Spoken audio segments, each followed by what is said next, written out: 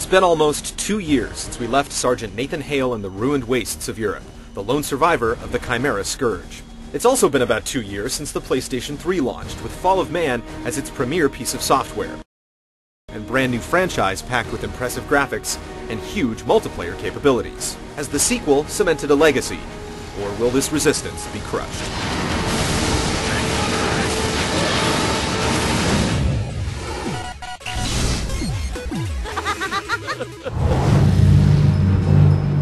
Things pick up immediately after the first game, with Hale being taken in by the Black Ops Special Research Projects Agency, or SRPA. Hale, infected but resistant to the Chimeran virus, joins up with others like him called Sentinels, as the Chimera decide to invade the United States. The game unfolds across the US and a few other choice locales, as Hale and his compatriots fend off the onslaught. Get down! Hale's humanity is slowly stripped away, leaving him as a walking dead for Chimera indoctrination. The tale is told through various cutscenes, in-game cinemas, and background-spilling documents strewn throughout the levels. The futuristic 1950s setting never really becomes fleshed out, since most of the time is spent just trying to survive. Yet the story makes for some pretty good action movie material, with constant doom on the horizon and every victory met with another catastrophe. A more tangible, sinister villain also helps focus the ire of the campaign. Soon your skies will shine with our stars.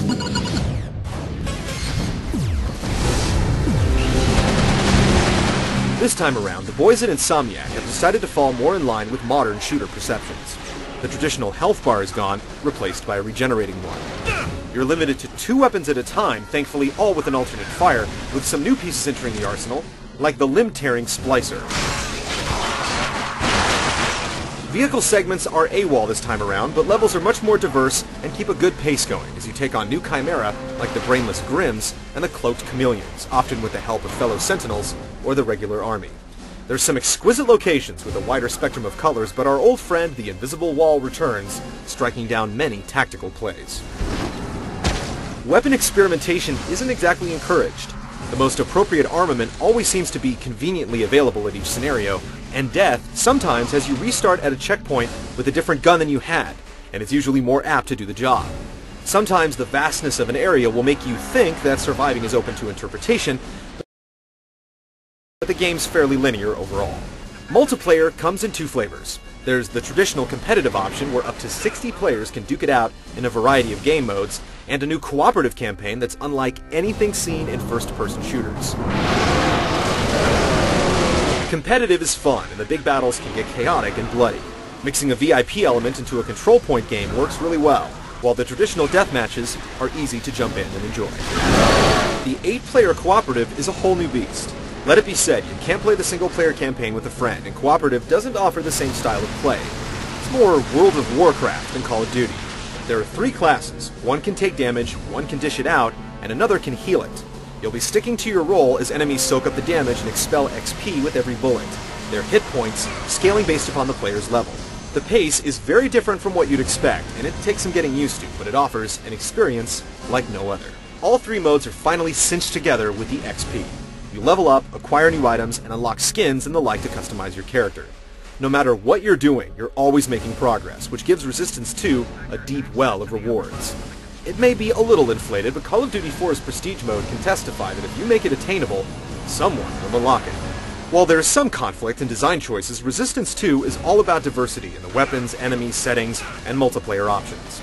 A campaign that stretches over 10 hours doesn't hurt either.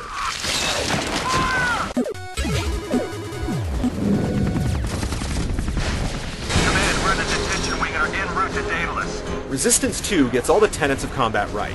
The controls feel smooth, with no more 6-axis shake to remove facehuggers, and headshots are appropriately rewarded. The Chimera Horde put up plenty of challenge, more with sheer numbers and firepower than proper intelligence. The Grims are brainless and just swarm, and enemies in general seem to ignore your fellow soldiers and hone in on you. Bosses feel bigger than life until you discover the simple pattern or puzzle to defeat them.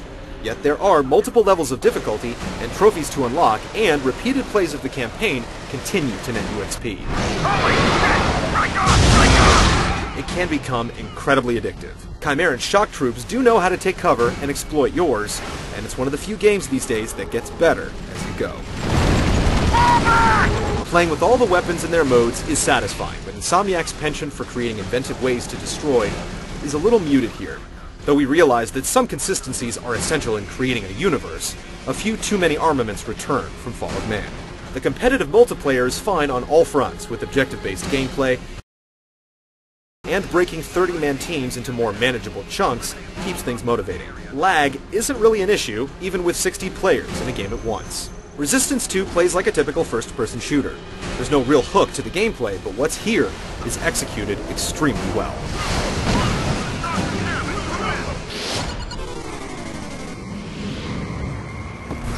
Charges have to be set on the inside. The first Resistance blew up in the doors on the cell processor, but the follow-up doesn't elicit as much awe.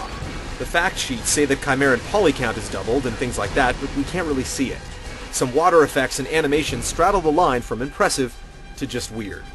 As you'd expect, multiplayer scales down its looks, but anytime anything or anyone explodes, it's aces. The musical score is impressive and dynamic, but like any good background music, it never pushes too far into the narrative. Victor 1, what's the holdup? The cinemas look great, using a new motion capture camera to recreate extremely detailed movements. While Nathan Hale's latest jaunt is undoubtedly one of the better looking and sounding games on the block, it doesn't shatter perception. Let's consider the subject closed.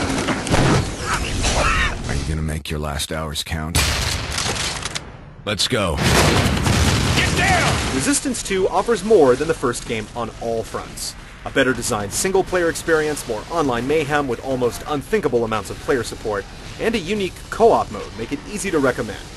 It's a little derivative, but it's an incredible value and a top-quality production. Hopefully, the next Resistance will be a revolution.